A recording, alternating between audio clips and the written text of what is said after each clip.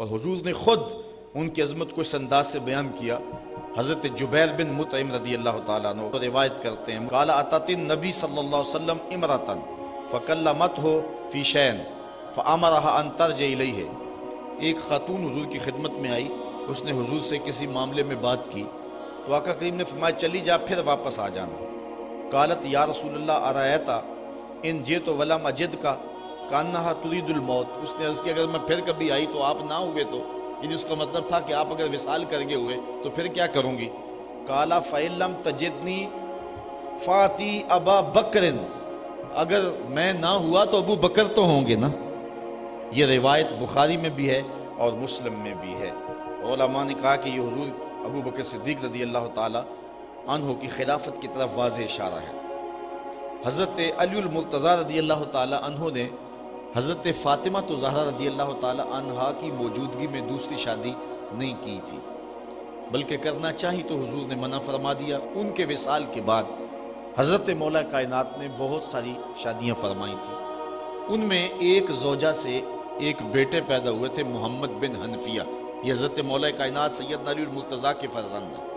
وہ کہتے ہیں کہ ایک دن میں اپنے باپ حضرت علی المرتضیٰ سے پوچھا، قلت لأبی، میں نے اپنے باپ سے کہا، ای الناس خیر بعد النبی صلی اللہ علیہ وسلم، اس امت میں حضور کے بعد سب سے افضل شخص کون سا ہے؟ میں نے پوچھا حضرت علی المرتضیٰ سے اپنے والد گرامی سے، قال ابو بکر، تو حضرت مولا کائنات فرمانے لگی ابو بکر ہے، اور کون ہے؟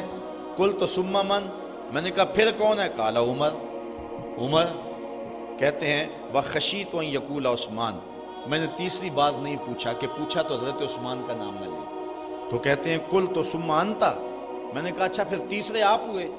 قال ما انا الا رجل من المسلمین، کہا میں تو مسلمانوں سے ایک عام آدمی ہوں۔ تو یہ کہہ کر کے جو ہے وہ آپ نے عجز کیا، کسر نفسی فرمائی۔ تو حضرت مولا کائنات سیدنا علی المرتضیٰ رضی اللہ تعالی عنہ حضرت ابو بکر صدیق رضی اللہ تعالی عنہ کو سب سے افضل اور سب سے اعلیٰ مانتے تھے، اور انہوں نے اپنے بیٹے کو یہ بات فرمائی۔ اور حضرت عمر کہتے ہیں قال ابو بکر سیدنا و خیرنا و احبنا الی رسول اللہ صلی اللہ علیہ وسلم، کہتے ہیں کہ ابو بکر کی کیا پوچھتے ہو، وہ ہم میں سے ہمارے سردار بھی تھے، ہم میں سے افضل بھی تھے، اور حضور سب سے زیادہ جس شخص سے پیار کرتے تھے اس شخص کا نام بھی ابو بکر ہی تھا، سب سے زیادہ حضور ان سے ہی پیار کیا کرتے تھے۔ حضرت عائشہ رضی اللہ تعالیٰ عنہ فرماتی ہیں کہ جب حضور علیہ السلام کا آخری وقت آیا تو آقا کریم علیہ السلام نے فرمایا کہ ابو بکر کو حکم دو کہ لوگوں کو نماز پڑھائیں۔ میں نے عرض کی کہ وہ رقیق القلب ہیں، مصلی پہ جب آپ کو نہیں پائیں گے تو بے چین ہو جائیں گے، کسی اور کے لیے حکم نامہ جاری کرو۔ تو حضور علیہ السلام نے جو جواب دیا وہ ایک طویل حدیث ہے، لیکن حدیث کا ایک حصہ ہے کہ حضور علیہ السلام نے فرمایا لا ینبغی لقوم فیہم ابو بکر ان یؤمہم غیرہ، کسی قوم کے لیے مناسب ہی نہیں ہے کہ ابو بکر ان کے اندر رہتے ہو اور امامت کوئی اور کروائے۔ ابو بکر کا حق ہے کہ وہ امامت کروائیں۔ جب حضرت سیدنا صدیق اکبر نے خلافت کے نظام کو سنبھالا تو حضرت علی المرتضیٰ دوڑے ہوئے آئے اور انہوں نے حضرت صدیق اکبر پہ ہاتھ بیعت کی اور یہ بات کہی کہ جس شخص کو حضور نے دین کے لیے پسند کیا، مصلی کے لیے پسند کیا، اس شخص کو ہم اپنی دنیا کے لیے کیوں پسند نہ کریں۔ تو حضرت مولا کائنات رضی اللہ تعالیٰ عنہ نے آ کے آپ کے ہاتھ پہ بیعت کی۔ اللہ اکبر۔ حضرت عمر رضی اللہ تعالیٰ عنہ سے ایک روایت سنیے جو حضرت صدیق اکبر کی فضیلت پر مشتمل ہے۔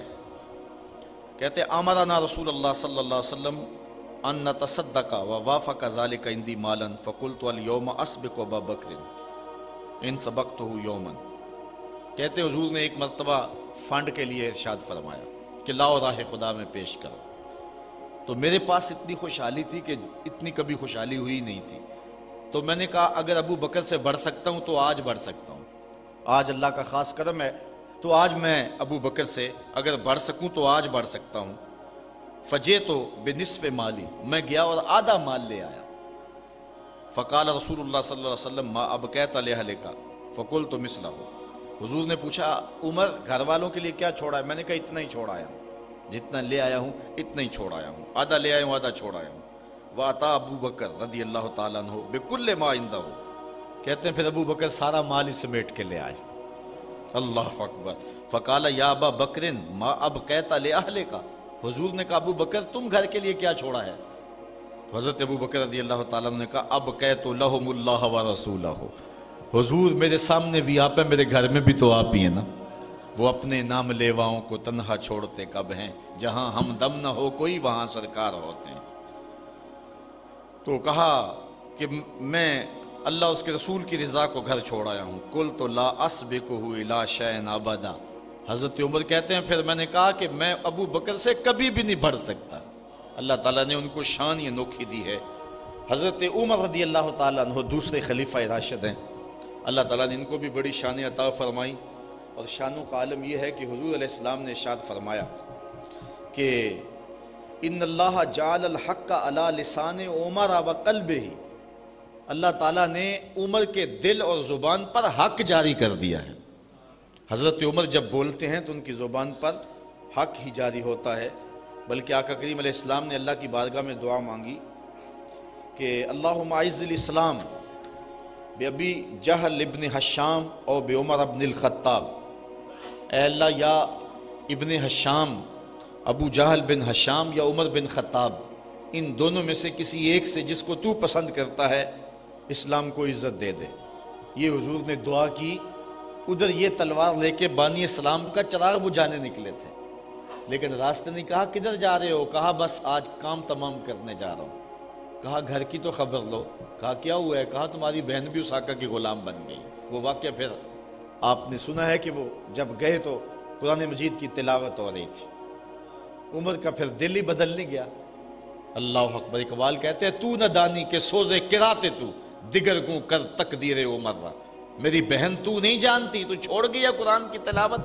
قرآن تو ایسا ہے اگر بہن ہو کے قرآن پڑھے تو عمر کی تقدیر بدلتی ہے، اور ماں ہو کے قرآن پڑھے تو نیزے کی نوک پہ بیٹا قرآن سناتا ہے۔ تو نہ دانی کے سوزے کراتے تو دیگر گوں کر تقدیر عمر را، تو تقدیر بدلی، پھر حضور کی خدمت میں حاضر ہو گئے۔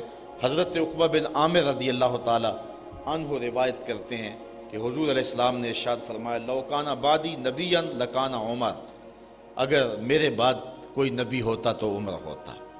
اللہ تعالیٰ نے یہ شان حضرت عمر رضی اللہ تعالی عنہ کو عطا فرمائی ہے۔ حضرت ابن عمر روایت کرتے ہیں خرج ذات یوم ودخل المسجد وابو بکر وعمر احدہما عن یمینہ والآخر عن شمالہ وهو آخذ بیدیہما، ایک دن حضور مسجد میں تھے، حضرت عمر بھی گئے، حضرت صدیق اکبر بھی گئے۔ کہتے ہیں کہ حضور علیہ السلام نے دایاں ہاتھ حضرت ابو بکر اور بایاں حضرت عمر کا پکڑا ہوا تھا، اور اس طرح حضور جو ہے وہ چلتے جا رہے تھے۔ حضرت ابو بکر صدیق دائیں سمت تھے، حضرت عمر رضی اللہ تعالیٰ عنہ بائیں سمت تھے، اور ایسے حضور مسجد نبوی میں تشریف لا رہے ہیں۔ وَهُوَ آخِذٌ بِيَدِيهِمَا فَقَالَ هَكَذَا نُبْعَثُ يَوْمَ الْقِيَامَةِ، حضور نے فرمایا قیامت کے دن ہم یوں ہی قبروں سے اٹھائے جائیں گے، میرے دائیں ہاتھ میں ابو بکر کا ہاتھ ہوگا اور بائیں ہاتھ میں عمر کا ہاتھ ہوگا۔ اللہ اکبر۔ یہ شان ہے ان غلاموں کی۔